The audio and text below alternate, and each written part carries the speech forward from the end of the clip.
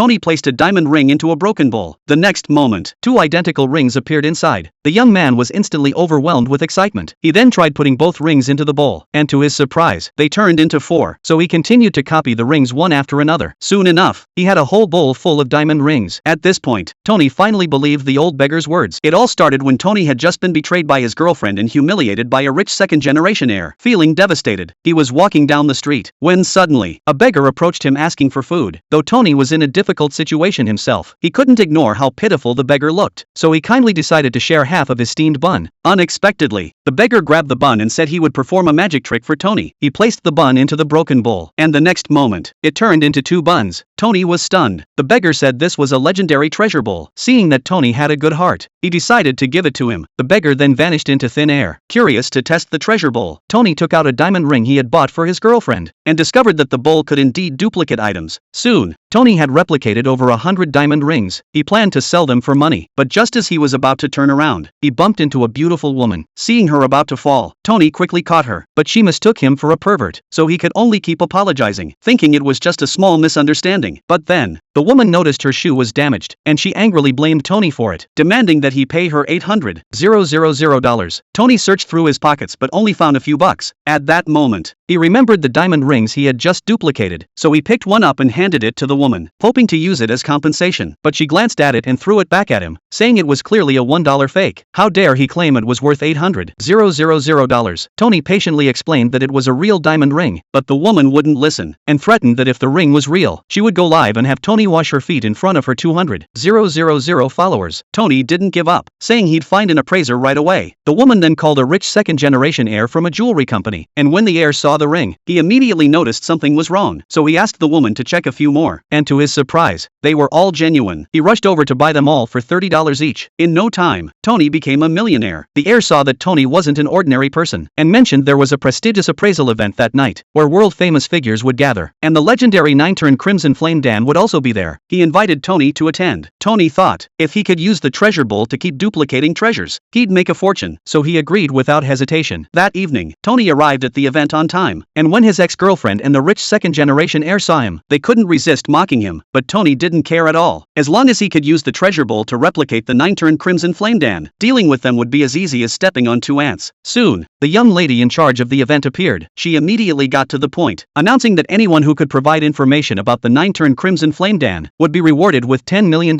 and if someone could present the actual elixir, she would grant them any wish. The wealthy and powerful attendees immediately became envious. Such a favor could not be bought with money. Unfortunately, they had no leads, but Tony confidently stated that he could provide the 9-turn Crimson